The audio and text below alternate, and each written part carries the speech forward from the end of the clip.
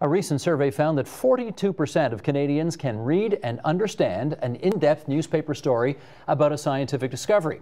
Now, 42% doesn't sound too shabby, but when you consider the relevance of science in our daily lives, it just might not be enough. So, joining us now for their thoughts in Ann Arbor, Michigan via Skype, Jon Miller. He is director of the International Center for the Advancement of Scientific Literacy at the University of Michigan. And with us here in studio, Katie Gibbs, co-founder and executive director of Evidence for Democracy. Larry Benz, professor of science education at OISE, the Ontario Institute for Studies in Education at U of T. Penny Park, executive director at the Science Media Centre of Canada. And Tasha, columnist at the National Post and with iPolitics.ca. And it's good to have you four here in our makeshift studio in Leaside. And Jon Miller, good of you to join us on the line via Skype from Michigan. I want to start with you, Jon Miller, because the 42% of Canadians that I mentioned in that introduction were part of something called the Science Culture Where Canada Stands study, and you were one of the authors of that study. So just start by telling us, what were you looking for in that study? Well, the idea was to assess the science culture of Canada, which includes scientific literacy, that is the ability to read and understand newspapers or television shows that are doing more in-depth science, but it also involves the acceptance and integration of science into everyday life, so that when you make medical decisions or when you go to the computer store or the hardware store and you try to figure out what kinds of things you can or cannot do, all of that is integrating science into the way you live, your personal decisions, your health decisions, and sometimes your political decisions. So scientific literacy has a slightly narrower view, and scientific culture is sort of the larger integration. And in general, the more scientifically literate you are, probably the more likely you are to integrate science into your culture. And how many years have you been tracking that information? About 30. So how are we doing? In the United States in 1979, so I had to do a quick calculation, but at least 30. Okay, and how are we stacking up today versus, say, 30 years ago? Well, in most countries, including the United States, where I have a better time series, we have gone in the last 30 years from about 10% of American adults who are scientifically literate to about 30% today. So we have made in those years a 200% growth. But you know, I think that the main thing is in a democracy where people are able to think about and debate issues, 30% or even 42% in Canada is not a very high number. I mean, you would like to think that the majority of citizens can understand the issues that are being debated. And what this number tells us is, even though Canada is doing very, very well, there's still more people who don't understand it than there are who do. Okay, but 42% today compares to what, say, in Canada a quarter century ago? Well, in a quarter century ago, it was down in the a little bit, about 10 or 12%. It was very close to the United States in that period of time. So the path in Canada has been almost the same. It's been probably increased a little bit more in the last decade or so. But we don't have good intermediate measurements. We just have measurements from about 30 years ago and today. In Canada, we have almost every 2 years we have a measurement in the United States. We have sort of a curve that we can look at in the United States. But for the Canadian change, we just have really two points in time. And let me just, before bringing the rest of our guests into the discussion, ask one more thing, and that is, it may not be that number where you want it to be, but it's certainly a lot better than where it was a quarter century ago. And I wonder to what you attribute that. Well, I think that the biggest difference is formal education and college science courses. One of the things that we see in the U.S. data, and I think we see in the Canadian data also, is that even though students learn a certain amount of science in high school or secondary school, it's really the college level science course that provides enough depth to allow people to read the Globe and Mail or read the New York Times or read sort of first-rate science journalism. And it really is that college exposure. And over the last number of decades, the percentage of young people in almost all countries, but particularly in Canada and the United States, who are actually reaching the university and are being exposed to science and science courses has been increasing a lot. One other thing I say very quickly is that in the United States, we have benefited a great deal from the fact that we require all of our university students to have a year of science. I understand that in Canada, some universities require one science course and sometimes two, but sometimes they do not require that. And one of the differences, I think, between us and Europe is that if you look at, because we have 30 or 40 countries, Canada would be the highest ranking that we see, Sweden would be second, and the United States would be third. And the reason I think that Canada and the United States do better is that we do require our students in universities to take, in the United States, we require them to take a full year of science. And in Canada, you require them to take less than that, but still some. Whereas in Europe, and in most of the other parts of the world, a person going to the university to study sociology would do only sociology, or a person going to study literature would do only literature. And they would not be required to do a science course of any kind. And I think that kind of general education requirement has really worked, certainly in the United States, to a huge benefit. And I think substantially so in Canada. I'm going to do a thoroughly unscientific survey at the table here. You took science in post-secondary, right? Right up to getting my PhD in it. And you did? Yes, I have a MSc. And you did? PhD. Yep. There's no way you did. I did not. Of course not. I'm the outlier here. Well, no, and me too. I studied English and law. You're like every journalist in the country go. who doesn't cover science as a beat. You took no science in post-secondary, right? That's correct. Like all the rest of us. And yet, somehow, Canada managed to get to #1. I want to raise, let me raise a couple of the numbers here. You're in good company here. Don't worry, Tasha. Yeah. Let's put these up, because this is from the Jon Miller survey that he was just talking about. This is public attitudes towards science and technology. How do you think we fare in Canada? We got an average of 7.3 out of 10 in terms of the public views about the promise of science. That's 9th out of 17 countries. That's around the middle. But how about public reservations about science? We're actually well down the list, meaning we're very trusting. Only 3 out of 10 have public reservations about science. So we in Canada feel pretty good about science. We don't have, we're not mistrustful of it. And Penny, let me start with you on this. What do those numbers suggest to you about the health of Canada's science culture? Well, I think when I look at science literacy and I see that only 43% can answer basic questions about science, that's pretty low. There's a long way to go. And I think also that while education is super important, that lifelong learning is really important in understanding science. And so if you look at the role of the media and how we can talk about science and inform the public, not only, I mean, when I did my degree, it was almost my science degree, it was almost the Rutherford model of the atom, you know, where it's a, you know, electrons circling like planets around the sun. And now, of course, it's all layered like that. And if we're not keeping up with the media by presenting science in an accessible way, we're doing a real disservice to the country, I think. I was going to get into this later, but since we're on it right now, I mean, we joked a second ago about the fact that most people who cover stuff in this country for newspapers, radio, and television didn't take any science in post-secondary. I'm sure that's true. Are we doing a disservice to our readers, listeners, and viewers because of that? Well, I think it's always easier as a journalist if you have a background. And there are different beats. There are journalists who, for example, would have, in my case, would have a legal background. I've done some legal journalism. People who would have had some science would have an advantage, in fact, in going into journalism in that area.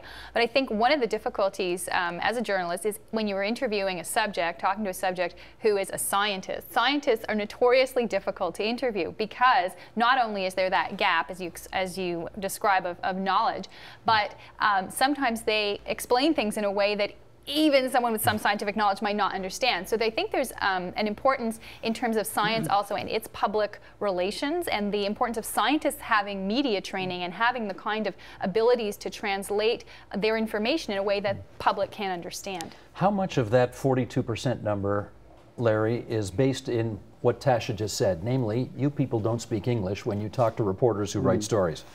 Well, I'm not a scientist, but I have a science background.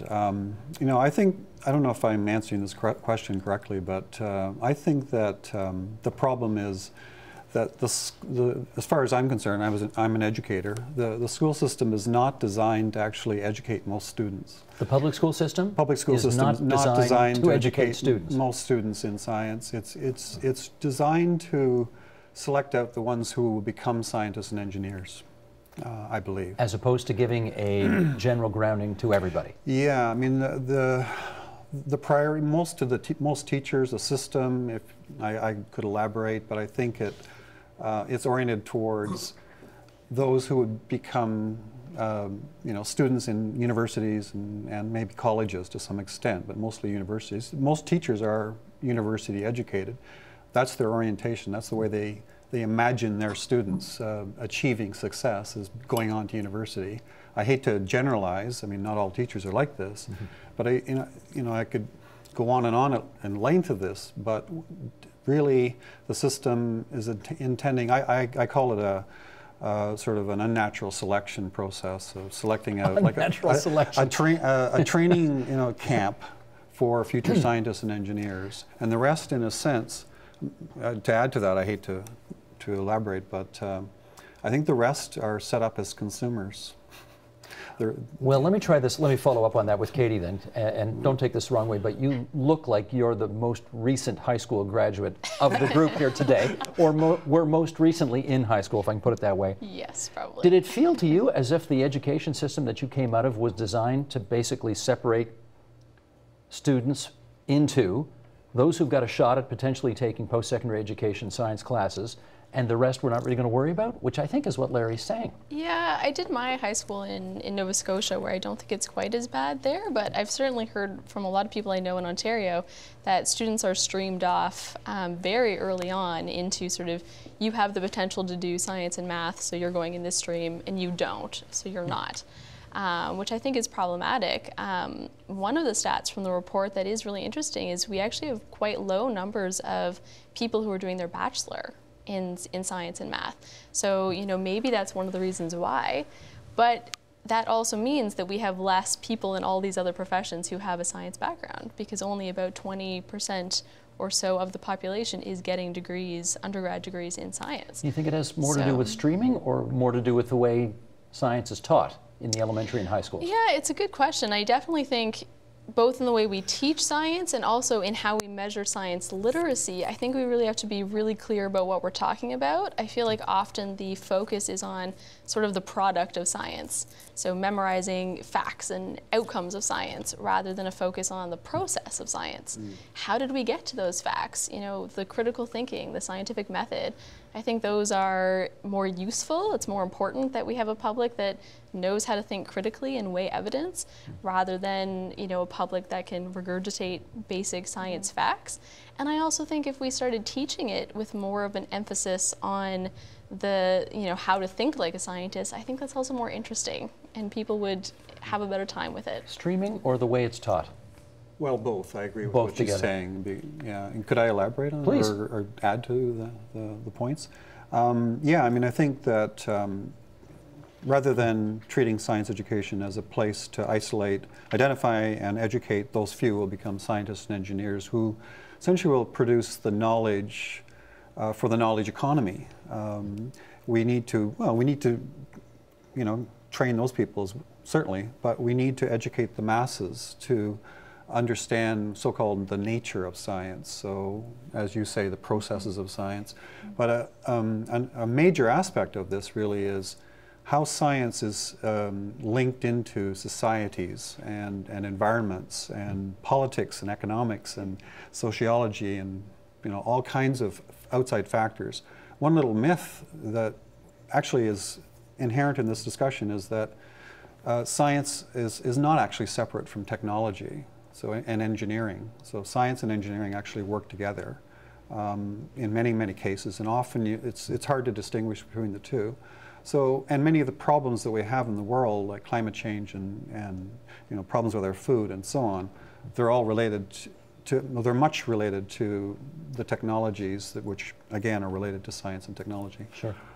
So I think students need to understand those critical issues of power about decisions regarding how science and technology are used and some of the adverse effects they're having on societies and environments. Tasha, you wanted to add? Yeah, I do, because I think it's very interesting what you said about the critical thinking component, because more and more today the media consumer gets their knowledge on their own. The internet has changed the way people obtain information, so when they're out there looking at the masses of information available, if you don't have a critical thinking ability, you won't be able to distinguish between good science and junk science, and there's a lot of junk, especially on the internet, on various issues.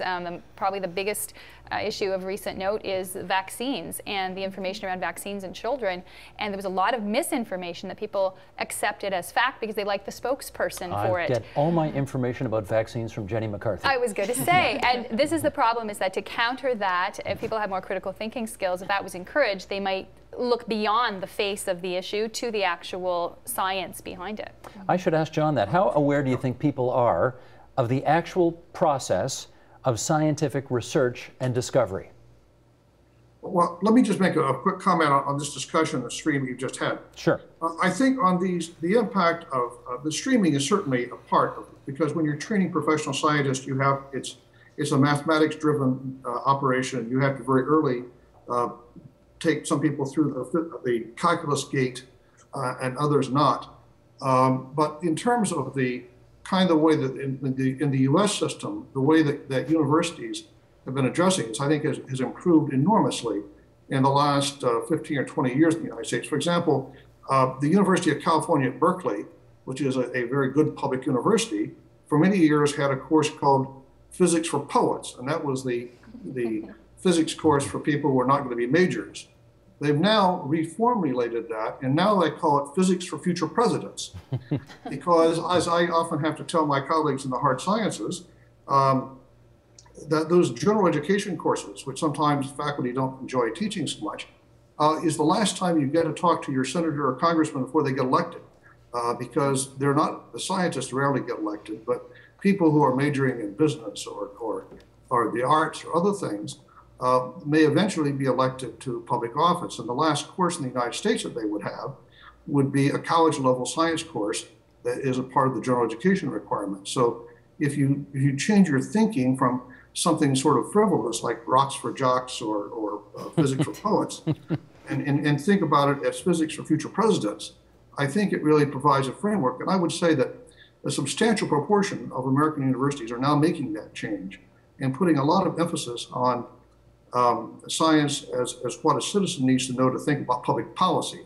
And I think that addresses to some extent this separation and streaming that you've just been talking about. I think there is a solution to it. And I think that a good general education curriculum in science that doesn't try to produce future scientists per se, but really tries to produce ideally future public office holders who can actually understand the science issue is probably a good sort of focus to think about that way. Okay, let me follow up with Penny then on the previous question about the actual process of scientific research and discovery. How up are we as a society on that? I would say not enough, and I think it's in part the scientists can help by talking about what it is that they do. So when they reach when the consumer opens the paper, goes on the internet and sees today this causes cancer, tomorrow it's something else, all of these things, the consumer, the reader, can look at it and say, okay,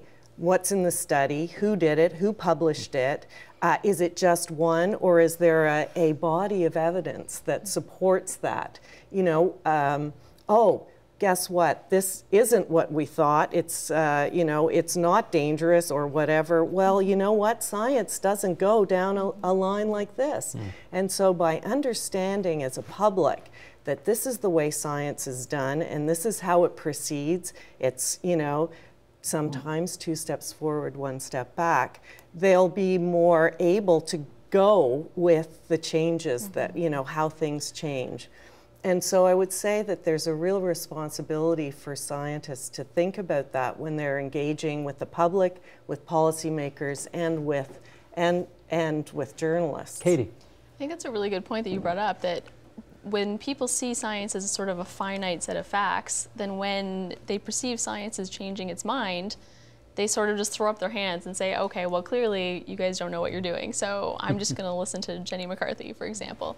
So I think part of it is the scientists, but I also think, a lot of the onus is on journalists and the media as well, who often, science is inherently full of uncertainty and nuance. And often, when you're trying to write up a short, witty headline, you want to sort of shorten that and make it punchy, and the first thing that goes is that nuance and uncertainty. So I think it, certainly both. The scientists can communicate better, but certainly some improvements could be made in how the media covers these issues. Well, let me get Tasha on that, because of course in the course of your career you would have talked to business people, politicians, educators, and scientists, right? People from a vast array of fields. Compare scientists and how well they communicate and get the message across to people from those other fields. I'm going to get in trouble here. Then get in trouble. All the people who know science around the table.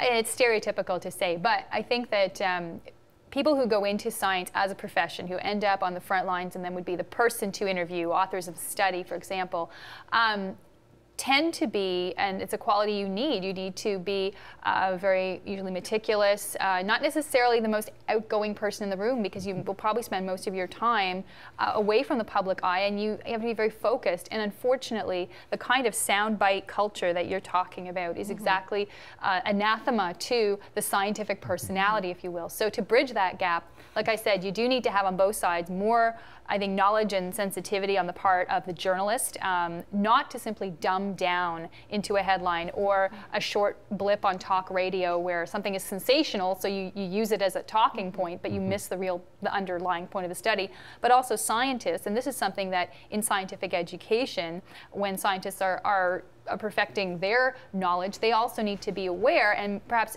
be taught about how to communicate on a show like yours, for example, to be able to reach the public the best way. Well, every now and then, I mean, your job, Penny, is to basically train them how to do it, right? And they all can't be Lawrence Krauss, unfortunately. No. So how do you basically, how do you give a personality transplant to somebody who spends their whole day in a lab by themselves looking at a microscope? That's a bit harsh. I would say there are two things. One is that you're right. There has to be part of a wish to engage on the part of the scientist. It is their responsibility, a social responsibility, that no longer can they sit in their labs and look down. The issues that we face as a society are far too important, and they must engage. And that means they have to be prepared. It's a craft to be able to be on TV. It's a craft to be a broadcaster. And it's a skill. It's not a sin if you don't know how to do it. No, but people you do need to learn how to do it. You do need to learn. So we actually offer boot camps for scientists. This is how you can start thinking about your research. This is what journalists need. This is why they ask the questions that they do. This is how you can make sure they're following along. I mean, my pitch is always that not only at the end of the day will you have a better, will you be able to do an interview better, you'll be a better dinner companion, right? More importantly, you'll be a better dinner companion. You get invited to more dinners. Yes, there you go. I just want to add to this quickly that I am at least seeing sort of a much different trend with younger scientists. Everyone I went to grad school with, they're so passionate about science communication and outreach. They're on Twitter, they're writing blogs, and they want to be better communicators. So this may be a generational thing. I do think we're seeing a shift, yeah. Larry? Well, I think I would like to raise the Harper government's agenda on muzzling scientists. Oh, just before you do that. Because I actually, You're going to ask about that. Well, right? you'll be shocked to hear that that's actually part of my question sheet here. Okay, maybe I could have another question related to what she's saying. Well, hey, okay. I'll wait then. Let's try this. Let's see, because we actually have a graphic here called Unmuzzling the Scientist that I was just about to read. This is Andrew Leach from Maclean's magazine back in August, who wrote, "Many would like to have you believe that there are issues for which we could live in a technocracy where the science speaks so clearly as to the correct policy that there's no role for any other factors. I can't think of a single instance where that would be so. You can't prove with science alone what the policy should be. Science isn't normative, but only what is and what will be if you take a particular action. In a policy department, like Environment Canada, policy decisions are made through a process that involves bureaucrats from different disciplines, including scientists, engineers, and economists." Okay, so Larry, start us off in a bit of discussion. is it a given that scientists don't feel that they're listened to enough by the federal government today? It is. I mean, I know that this Scientists for the Right to Know organization, for example, has a number of scientists on that panel who, are claiming that they're not being allowed to speak about the research data and findings that they're generating. But I wanted to add to this discussion around politicians controlling what scientists and engineers are allowed to say, because I think that that can detract from the fact, I believe it's a fact, that much of the science and technology that is happening in the world is actually controlled by the private sector. And so the agenda is not just controlling knowledge from the political spectrum, but also from the private sector in terms of business arrangements with scientists and engineers. So it's a very complex power relation that is, I think, going on in terms of what knowledge is available and the way in which science and technology are conducted, whether or not they're actually being conducted to benefit everyone in this world. There is, Tasha, sort of if I can use the old Dr. Doolittle line here, a push me, pull you on this kind of thing. On the one hand, the government wants consistency of message. Yes. On the other hand, scientists don't want to be muzzled if their message happens to be inconsistent with what the government wants. How do we resolve that conundrum? Well, I thought it was interesting, that same McLean's article, the point that you've got not only the considerations of scientists, but the considerations of fact that when you're a civil servant, a public servant, you exist to serve the government of the day. And the fact you might disagree with it on a particular policy direction that it takes is something that you have to, in some cases, accept, because it's the decision-making of the politicians and at the ministerial and deputy ministerial level sometimes that takes place to implement a particular agenda that voters have asked for. And in the case of science, in the case of this government, for example, I think it's also a question of what factors you weigh when you make a decision. There's the economics, of course, was mentioned, engineering, or the sort of infrastructure issue. There's also the weight that different political cultures give to science. And a conservative political culture will give more weight to tradition, for example. That is, it's been so since the days of Edmund Burke. It's not a new thing. There's a slight skepticism of science. So when you have a government that's more conservative, I think that is probably the culture that you will inevitably get. A government that would be more to the left, considering itself progressive, for example, would probably value progress and science more and take bigger leaps, make bigger societal changes. That's not always the right answer either. I think you have to take that into account when you're looking at how a government deals with scientists. Jon Miller, what's the case from your understanding in the United States about how well government allows scientists to speak their mind, or how much it tries to muzzle what scientists do? Well, I think we went through about 8 years with the Bush administration where they tried very hard to muzzle environmental scientists and in fact, quit collecting data in some places because they didn't really want to talk about melting of ice caps and so forth. And I think that is not currently the case, but I think that there is a tendency for some governments to want to do that. I think that it comes back really to part of that discussion that we were having earlier about whether science is a single voice or a multiple voice. And when a government agency or when a prime minister or a president or someone says, well, the evidence is in favor of this or not, they imply there's a single scientific voice. And sometimes within that agency, there may be a lot of disagreement. Within universities, we would expect people to speak up on those things. Sometimes within government, the argument is, well, if you're paid by the government, you shouldn't do that. But then it seemed to me that if you're going to be fair about that, that you should have, if you tried to equally muzzle economists, for example, or other people employed by the government, there would be a much wider outcry. And probably the answer is that if a public official wants to say that there's no disagreement about this question within the government, then there should in fact be no disagreement. That is to say that there should be no scientist in dissent.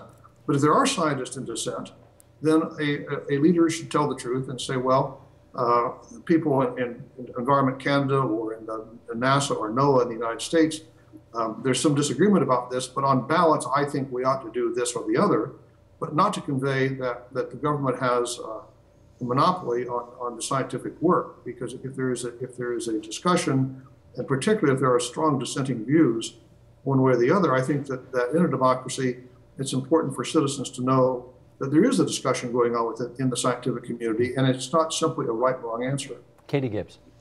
Well, I have a lot to say on this one. I think, for starters, it's important to distinguish between scientists being allowed to talk about their research and share the facts and findings of their studies versus them being allowed to comment on policy, whether that is agreeing or disagreeing with government policy. I think the former, them being allowed to just talk about the research, I don't see any reason why that shouldn't be the case. And yet in the current government, we are absolutely seeing again and again examples where scientists are not allowed to talk about the work that they've done. How much success have you had at unmuzzling scientists in this climate? Not a lot. So we're actually, but the US example is really interesting. A lot of the improvements made there were because of work done by the Union of Concerned Scientists in the US. So we're doing some of that similar work here. We actually have a report coming out next week that does sort of a full report card assessing the communication policies for different departments and giving some recommendations. But that said, I still think scientists, in my view, they should be allowed to talk about the policy implications of their work. In my mind, I don't see this research as being government funded. I see it as being taxpayer funded. We've paid for this research. We pay their salaries. We pay all of the fees associated with their research. We have a right to know about what that research says and how it influences policy.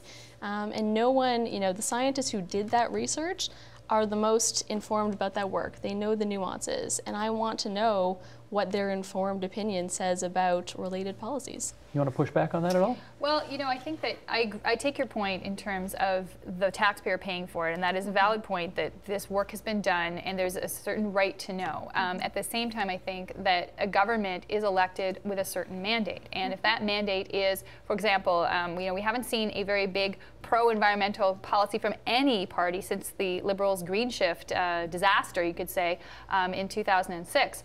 So to say that this government doesn't want to talk about climate change, doesn't want to talk about environmental issues, well, it was not elected on that platform to put those in the front window. If you had 100 scientists putting forward various papers that would alarm the voters who supported this government has a vested interest in saying, no, that's not what they even voted us for. Why are we putting that out there? I agree that that flies in the face of the public's right to know. I think there needs to be a balance, but I think governments also make choices based on what they have been elected to do, and to do otherwise would defeat the purpose of their whole agenda. Okay. You want to come back on that? Well, I liked what Jon was saying too, that there's not just one voice in science. There's a lot of different perspectives. And I think the more chance you have to hear about the different perspectives, the better we are in a democracy, because you do weigh the science with other values of the economy or whatever, the environment. And so the more voices you can hear, the better. Larry. I wanted to raise a particular book, Merchants of Doubt. It's an older book, but the author is Oreskes. I've forgotten her first name. And Naomi? Another author. Pardon me? Yes. Naomi, thank you. Yeah. And it's basically a series of case studies to suggest that scientists have been hired by the private sector in a number of contentious industries, such as for the tobacco industry, for pesticides, for nuclear energy, for petroleum industry regarding climate change and so on, to discredit the science that suggests negative outcomes of these products and services. But also, so it's not just to discredit the outcomes, but to discredit science as a practice, science and technology as practices. Yes. Lest we leave the impression, however, that this is something unique to the evil right in this country. Why are you looking over here? No particular reason. We did a program not too long ago on the evil left, which is anti-science. Yeah. And I want to just play a short clip here, and then we'll come back and chat. This is Michael Shermer from the program we did on the anti-science left, giving the laundry list of scientific issues that the left takes issues with. Roll tape, please.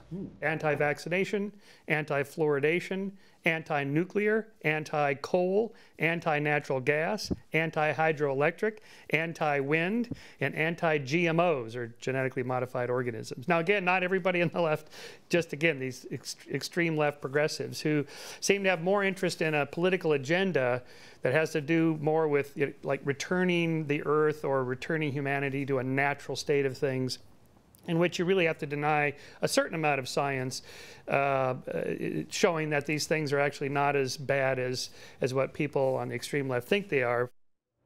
Let's just pluck one example out of this. Penny, we had a guy named Mark Linus on the program, who once upon a time was a journalist who had no time at all for GMO, right, genetically modified organisms. And then he really looked into it a lot. And what happened? He said, you know, if I trust the science on climate change, how can I not trust the science on GMOs? The evidence so far is there is not a health risk, and why am I anti here and pro the science on the other side? And he wrote that. And what happened to him? Well, he had a lot of complaints. He had a lot, as they used to say on the Lucy Show, he had a lot of splaining to do, right? He did. And, you know, again, this is something, well, there are two things here. This is something, again, about science. You look at the evidence, and you have to be open-minded. What does it show? But I think when we talk about science literacy, we can't forget social science literacy. And that is that we all come to information with our own blinkers, with our own, you know, colored glasses. And so we'll be more likely to accept things that seem to fit in with our already previously held beliefs. But if it's about science, why was Mark not able to convince some of his colleagues that he'd looked into it, he'd had a change of mind based on the evidence, but they weren't buying?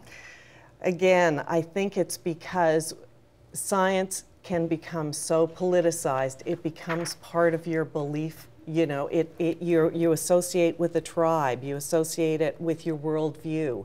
And so then it becomes very difficult to just look at the evidence that's in front of you. So I want to understand impact then. Jon Miller, what's the impact of this politicization of scientific issues on society at large? Well, I think that it's occurring in almost all major industrial societies. And part of this division that you've just been talking about is that the further left groups are really anti-all corporation type of activity, and the far right is in favor of virtually all corporation activity as being a source of universal good, and the left is sort of, and once you start in this ideological path, then science sometimes is a victim, because corporations actually do some good science. Universities do some good science, but occasionally universities get it wrong. Occasionally corporations get it wrong. And if you start with the principle that there's a certain ideology that you have to get the right answer for, that really begins to eat at the whole heart of science. I think the ideal of a scientifically literate citizen is someone who can listen to competing arguments and try to weigh the evidence, just as we'd like to think juries and other groups do, who have to make decisions based on competing arguments. And in fact, a number of years ago when I was doing public opinion surveys, I'd ask a question about what is it, how do you do science? And we found an interesting phenomenon, which was that if you ask lawyers about what it means to study something scientifically, they actually do better than some engineers, because many of the engineers thought it had to do with precision and measurement, and many of the lawyers thought it was a jury trial. And in fact, I think that science is to some extent a jury trial. But when you have things like climate, where there's a very strong consensus, or sometimes in the United States we go back and fight over Darwin and evolution again.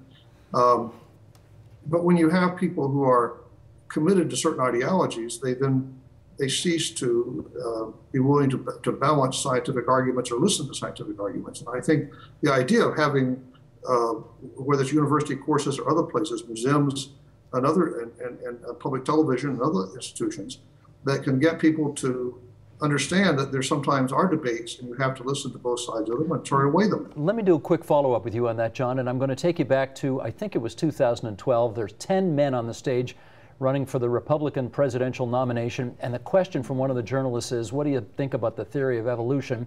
Right. And none of them believed in it. When you saw that, what'd you think? Well, actually, I was not surprised. But what has happened in the United States is we have about 1/3 of our citizens who are religious fundamentalists who reject evolution. And that's, except for Turkey, that's the highest of any recorded country that we can find. And that's just a part of the American landscape. But that 1/3 oftentimes constitutes a majority of the Republican primary voters. So if you want to win the Republican primary, running in support of Darwin is probably not the right way to do that. So they tried very hard to dodge the question, so that even someone like McCain's answer, as I recall, was, well, he knew what the scientists said, but every morning when he saw the sun rising over the Arizona desert, he knew that there really was a divine hand in all of that. And it was sort of a cop-out on that question. He didn't want to actually say he rejected it, but he clearly didn't want to say he accepted it. And I think that it has to do with the structure of fundamentalism and religious conservatism in various societies. And one of the things I think makes a little bit of difference in the overall numbers that you see is that in the United States, we have about 1/3 of our population who are very conservative religious fundamentalists. And in Canada, I think that number is quite low. I think it's in single digits. And so I think that our political dialogue is much more constrained on the Republican side, because we also have a primary system where you can run in open primaries and you have to win those. Let me be a little bit mischievous here with you, Tasha. A little. Because just a little bit, because you used to be on the board of the Manning Center, right? Yes, I was. Now this is Preston Manning, who is the founder of the Reform Party, who has set up this Manning Center for building democracy. He's a great man. I mean, Yes, he absolutely is. he's a great man who's made a huge contribution to the country. He's also an evangelical Christian. He'd be the first guy to tell you. Do you see any inconsistency between what he's trying to do in terms of building democracy with his religious view? I don't see an inconsistency. I see there's some emphasis of the Manning Center on faith issues, which is understandable because there are many people, including Mr. Manning, who are evangelical within the organization and believe that is important to have faith as part of the political discussion. But at the same time, Mr. Manning is a great champion of getting a more politically savvy or science culture, or bringing science out into the mainstream of Canadian political conversation. He's very frustrated by the fact that the conservative right doesn't have a strong role in positive science policy. It's usually more negative. But there are a lot of, go back to the days of Teddy Roosevelt, you can find a lot of conservation type based policies running through conservative history. He wanted, and he still wants, I know, the Manning Center to move forward to develop more of that conversation in society, and yet you see with the conservatives, the sort of stereotype is that they are not interested in the environment, their voters are not interested in it. So there is no dichotomy there, because even as an evangelical Christian, he thinks it's important. But I did want to make one point too with regard to what was said earlier about the science as sort of the respect of science in a sort of pure state, i.e. that it gets tainted by corporate interests or political interests. But it has been ever since science exists, because I think particularly in health sciences, there are always interest groups. Farmers are an interest group. They deal with science in their every day, and their crops impact all our health, whether it's how much milk you should drink, or should you eat GMO foods or other things. And so governments have to walk this path between the pressures of industry, even farming, which is considered a sort of traditionally anyway, a healthy type of industry. Good, it's something that we need to survive as a society, versus companies now who genetically modify the crops that we eat. It has evolved over time, but the pressure is still the same. Governments have to look at the overall health of the population, what should we advise them to do, and take all this information back, and the consumer has to figure it out too. So there's always an interplay. You cannot avoid that interplay. Katie. I just want to add that's a good point, and I think it's partly why we need a public that can assess information and weigh it. Hang on, because I can't have you two agreeing. They're always going to have too much information coming at them. But I think that also, really highlights the role for government science, So that's sort of traditionally it can be called public interest science. So, you have obviously corporations, they're going to be funding research, but it really is, to benefit their bottom line. One of the people on our team always puts it that you can't expect tobacco companies to do the research that shows that secondhand smoke is harmful. So I think that's also part of the way to make sure that the public, doesn't mistrust science, is to, maintain the strong government science that really is that public interest science that is making sure, Canadians are safe and healthy. Yeah, I'm going to disagree with you. I do agree there's a role for government science, but in some societies we've seen, government science doesn't necessarily advance the interests of their population at all. You think of the former Soviet Union, where pretty much everything was done government-wise. We had some of the biggest disasters, such as Chernobyl, where science was ignored, evidence was ignored that there was a problem. And also, government science is often turned to military ends. We haven't really talked about military technology, but many people on the left would disagree and say, government is using its technological or scientific resources for purposes we disagree with. So government isn't always the panacea in terms of bringing a balance to scientific research. Let me jump in and send us back to where we started the program, was with that quarter-century-long survey called Science Culture, Where Canada Stands, and share a couple of more numbers. This is public science engagement, since Katie, you've got us on the topic here. 93% of Canadians surveyed that they report being very interested or moderately interested in new scientific discoveries, and when you rank that compared to other countries in the world, we're number one out of 33 countries. We're very interested. However, 30% of Canadians are employed in science and technology occupations, and that puts us well down the list, 2/3 of the way down the list. So on the one hand, Penny, a great interest in science. On the other hand, we're not really going into it in terms of making our living that way. What number would you like to see? Oh, it's so interesting because I see now that kids who are coming out of university or dropping out of university are starting their own businesses, and frequently they're in IT. They're going to places like Google. They're doing jobs that we could never have imagined. But it does have to do with science and technology. That's where the new jobs are. And where would I like to see it? Well, matching, walking hand in hand. In the future, can we assume that if we're not graduating the scientists, the technology experts, the engineers in the numbers that you science people would like to see, immigrants are going to fill those jobs, aren't they? Well, actually, I don't know the numbers, but I think a lot of our graduates are not actually employed in this country because companies want to employ scientists and engineers in other countries to reduce their costs. And so there's a problem with trying to move to the lowest cost center, in a sense, in terms of employment, I think. So the problem is that we educate more people, and we say that we don't have enough scientists and engineers, but maybe the reality is that we can get them in other countries. John, is that going to be the case? Well, there is one of the things that this report points out is that I think it's roughly half, 50 or 51% of Canadian scientists were not born in Canada.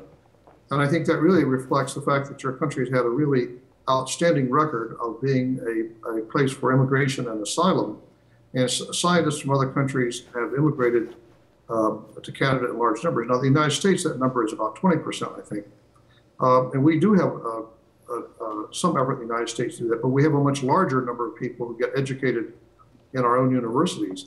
But I think that a lot of this offshore work that has been sent out that Larry was just talking about is often more in the programming and technology side. When it comes to core scientific work, the quality of what's done is far more important than the price. And I think that there's very little of that is outsourced. There's a lot more code writing and programming and some simple laboratory work. But I think that the actual scientific vitality of Canada or the United States is guaranteed more by the quality of the science that's going on. And I don't think a lot of that is in fact being sent overseas. I think that it's the more routinized programming kinds of things that are being are being outsourced. A couple of minutes to go here, and let me finish off with this. Penny, as I look at the Ontario legislature today, 107 members, I think there's one engineer left. I think the Minister of Colleges and Universities is an engineer. He's actually a very bright guy because I think he's a nuclear physicist as well. But that's it. There are not a lot of scientists on that floor of that Ontario legislature, and I bet Parliament's very similar.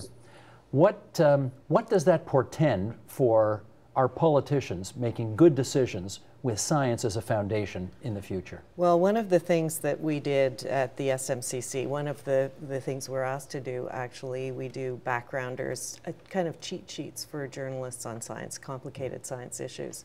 And a group came to us, PAGC, the Partnership Group on Science and Engineering, and said, we do what's called bacon and egghead breakfasts for parliamentarians. And would you think of doing science pages, basically your backgrounders on difficult science issues for parliamentarians? And so we did 6 as part of a pilot project. We covered everything from adaptation to climate change in the Arctic, genomics, UAVs and drones, cybersecurity. Are they interested? So we did a survey afterwards to make sure that, you know, did they read it? Did they like it? Did it make sense?